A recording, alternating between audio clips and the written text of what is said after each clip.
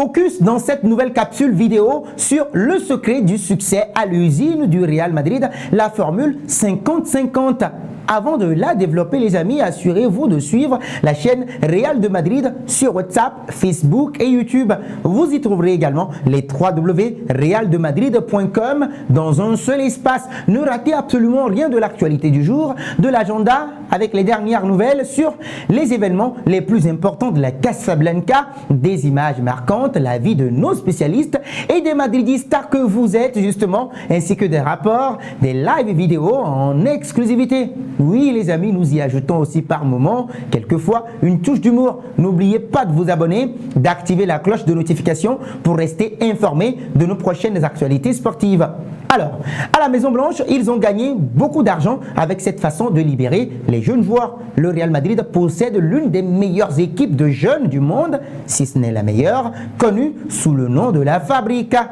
Beaucoup se le demandent, beaucoup pensent également que cela est basé sur le nombre de joueurs de ce type dans la première équipe. Ils ont tout à fait tort, même si grâce à cette règle de 3, nous pouvons parler de la très célèbre Quinta del Buitre qui a remporté 5 ligues consécutives. Il n'est même pas nécessaire d'aller aussi loin. Dani Carvajal par exemple, 6 Ligues des Champions, Nacho Fernandez exactement pareil, Lucas Vázquez également de l'équipe de jeunes en a 5. Cependant, nous n'allons pas rentrer dans le jeu de ceux qui croient justement qu'à Barcelone, plus précisément à la Masia, il y a des meilleures catégories de jeunes du monde. Tout cela parce que Gavi, Pedri, Pau Cubarsí ou même Lamine Yamal font partie de l'équipe première. Et oui, ils ont raison quand même, mais ils le font parce que le FC Barcelone n'a pas la capacité financière de manœuvrer sur le marché des transferts.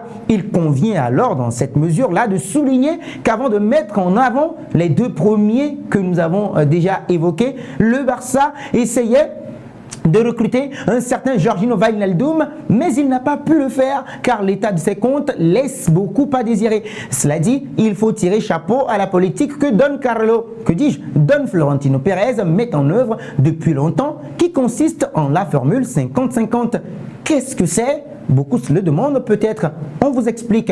C'est bénéfique pour le Real Madrid. Le premier et surtout, c'est que c'est très positif pour le Real Madrid. S'il n'en était pas ainsi, il ne serait pas mis en œuvre dans la zone noble de Chamartín. Ben oui, ils ont établi cette façon d'agir qui se concentre sur la vente ou le transfert d'un joueur tout en conservant 50% de ses droits. Voyez les footballeurs comme Miguel Gutiérrez, Takefusa Kubo, Sergio Arribas et même sans plus aller loin, Nico Paz. De cette manière, le club blanc vend ou transfère son joueur à l'équipe intéressée, mais par la suite, en fonction de ses performances, il peut le recruter à moitié prix. Nous en avons le meilleur exemple avec le footballeur japonais de la Real Sociedad. Celui-ci dispose d'une clause de 60 millions d'euros, mais pourrait arriver dans la capitale espagnole pour seulement 30 kilos. Argent sécurisé donc, dira-t-on finalement. Au cas où la direction sportive madrilène ne voudrait rien savoir de lui, le Real Madrid recevra la même somme d'argent pour la future vente réalisée par la Real Sociedad, puisque l'équipe madrilène lui a imposé une clause de 60 kilos. C'est donc de l'argent garanti pour l'équipe blanche de Don Florentino Pérez.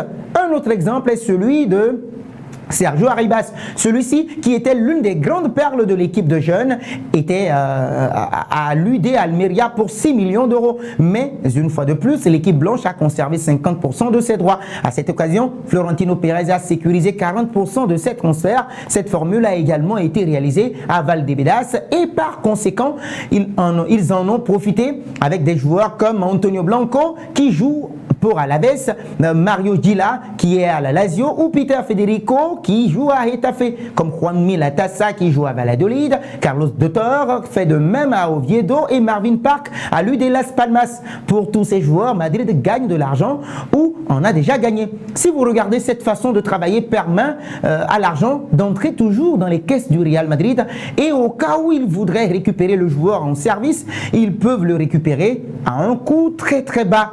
Miguel Gutiérrez et Nico Paz, par exemple, encore une nouvelle fois. Mention spéciale à ces deux joueurs. Ce sont peut-être ceux qui intéressent le plus les supporters du Real Madrid en ce moment même. La situation de Miguel Gutiérrez, qui a été l'une des révélations de la Liga l'année dernière, est intéressante pour réfléchir à un hypothétique retour dans la capitale espagnole. L'arrière latéral est parti à Girone pour 8 millions d'euros. Madrid a 50% de ses droits. Ainsi, l'équipe catalane lui a mis une clause de 31 millions d'euros, de sorte que si l'équipe madeleine le vend, elle recevra 17 kilos pour lui. Pour combien Madrid peut-il le signer?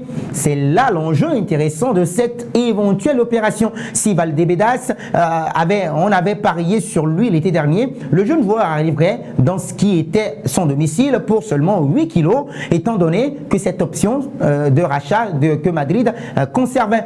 Comme vous pouvez le constater justement, cette formule 50 sur 50 n'a que des avantages. Le dernier exemple en date est celui de Nico Paz, qui émerge en Série A italienne et tous les chemins le ramènent à Charmentin.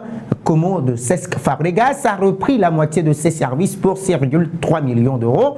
De cette façon, Madrid gagnera de l'argent avec une future vente, soit la moitié du montant pour lequel l'équipe italienne le vend. Oh bien oui, Madrid aura seulement 10 millions sur les 3 prochaines années. Ainsi, vous obtenez de l'argent dans la carrière des joueurs. Bref, c'est ainsi que Valdebebas parvient à tirer le meilleur parti d'une carrière qui, tout au long de son histoire, ne cesse d'exporter des talents.